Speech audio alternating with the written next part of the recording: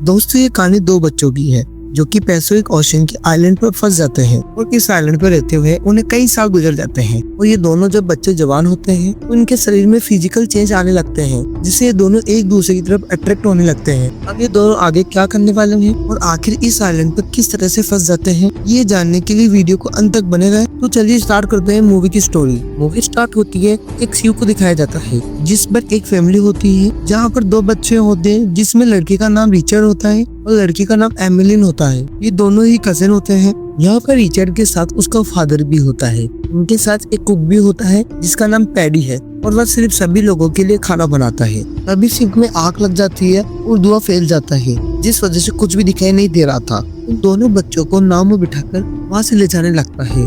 उस बोर्ड पर उनकी पूरी रात गुजर जाती है और अगले सुबह होती है तभी एमिलिन देखती है कि वह एक आइलैंड पर पहुंच चुके हैं। वह पेडी को जगाती है। पेडी जब वह आइलैंड को देखता है तो वो काफी खुश होता है और अपने नाव को उस आइलैंड की तरफ पास ले जाने लगता है।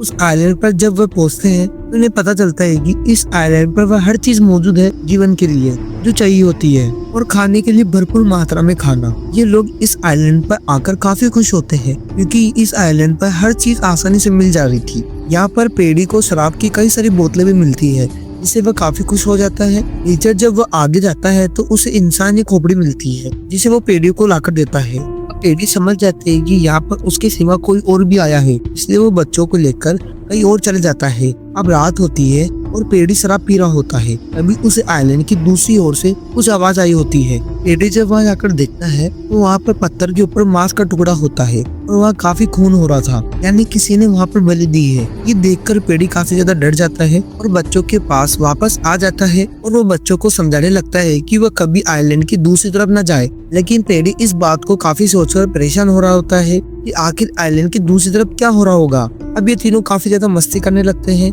लेकिन पेडी ने काफी ज्यादा शराब पी ली थी, इसलिए वह जल्दी से सो जाता है।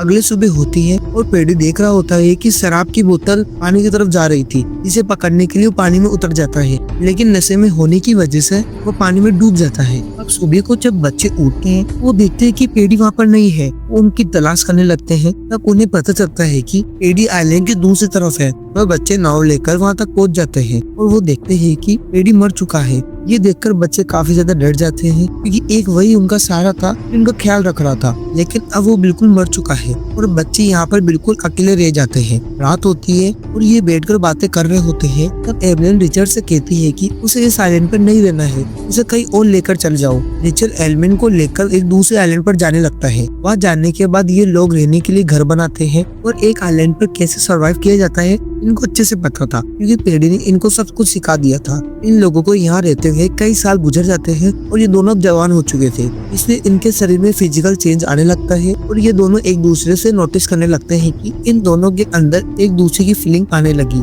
लेकिन ये उन फीलिंग से दोनों अनजान थे क्योंकि इन बारे में उन्हें कुछ भी पता नहीं था, क्योंकि उनकी एजुकेशन भी नहीं थी जिससे उनको सब कुछ पता चल सके और ना ही इनको कोई बताने वाला। जैसे जैसे टाइम बीतने लगा ये दोनों एक दूसरे की तरफ अट्रैक्ट हो रहे थे। एक दिन एमिलिन को ड्रम बजने की आवाज आती है। जब वो जाकर देखती है तो आवाज दूसरे आइलैंड की तरफ से आ रही थी, इसलिए एमिलिन वहाँ जाकर देखने लगती है। तब उसे पता चलता है कि यहाँ पर एक बहुत बड़ी मूर्ति है और उसकी मूर्ति के अंदर से खून निकल रहा था। ये सब देखकर एमिलिन काफी ज्यादा डर जाती है और दौड़कर रिचर्ड के पास आ जाती है और वो रिचर्ड को सारी बात बताने लगती है। ये बात सुनकर रिचर्ड को उस पर गुस्से आ जाता है क्योंकि पेडी ने उन दोनों को वहाँ जाने के लिए मना करा था और वह उन दोनों को एक कसम दिलाया था कि वो दोनों उस आइलैंड की तरफ न जाए, लेकिन एमिलिन ने वह कसम तोड़ दी थी, जिसे रिचर्ड उस पर गुस्सा करता है। अब रात को एमिलिन सोई होती है और उसे एक सपना आता है जिसमें वो देखती है कि रिचर्ड पानी में डूब रहा है और उसकी मौत हो गई थी।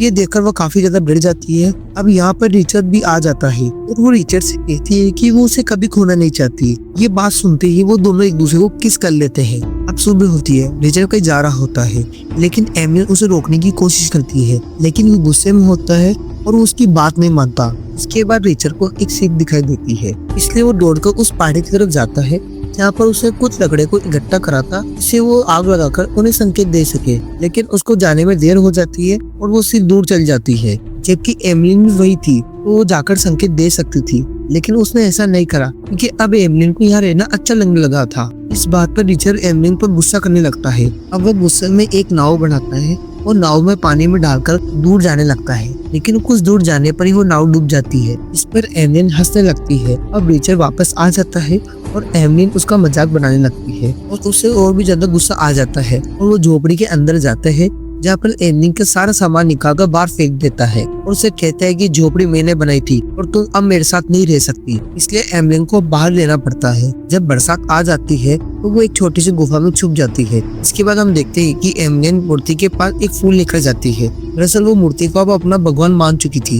एवलिन जब फूल रखकर वापस जा रही होती है तो उसका पैर एक जहरीली मछली पर पड़ जाता है, जिस वजह से वो जख्मी हो जाती है।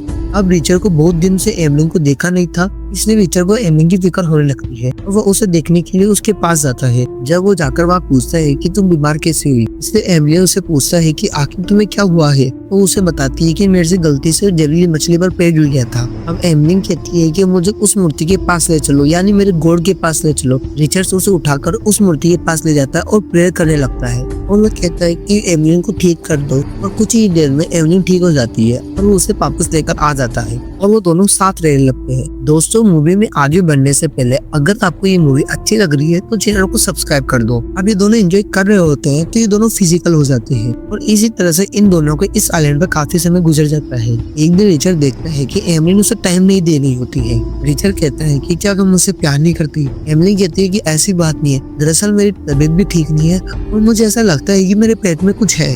रिचर्ड का हाथ अपने पेट पर रखती है, तब उसके पेट में कुछ हलचल होने लगती है। अब रिचर्ड उसे देखकर कहने लगता है कि तुम्हारे पेट खुद क्यों हिल रहा है। दरअसल वो प्रेग्नेंट हो चुकी थी और इस बात से वो दोनों अनजान थे। एक दिन रिचर्ड आइलैंड की दूसरी तरफ जाता है और वो देखता है कि कुछ आदिवासी एक आदमी की बलि चढ़ा रहे थे। ये देखकर वो काफी ज्यादा डर जाता है और वो दौड़कर एवलिन के पास आ जाता है और यहाँ पर वो एक बच्चे को जन्म देती है। बच्चे को देखकर वो दोनों काफी ज्यादा खुश हो जाते हैं और उसे एक झोपड़े में ले जाते हैं। कुछ देर बाद बच्चे रोने लगता है तो इनको लगा कि वो भूखा होगा, तो उसे खाना पानी देने लगते हैं। लेकिन इन्हें क्या पता था कि बच्चे को माँ की दूध की जरूरत होती है, खाने पानी की नहीं। इसे देखकर एवलिन बच्चे को सीने की तरफ लगा लेती है, लेकिन वो बच्चा खुद अपना खाना लेने लगता है। अब बच्चा लड़का था, उसका नाम पेडी रख दिया था क्योंकि वो अपने को पेडी को काफी ज्यादा मिस किया करते थे। वो अपने बच्चे के साथ काफी ज्यादा खुश थे और दोनों अपने बच्चे को काफी ज्यादा प्यार किया करते थे। अब इस तरह से उन्हें कई साल गुजर जाते हैं और वो बच्चा भी काफी ज्यादा बड़ा हो चुका था। अब रिचर्ड उस आइलैंड पर जाता है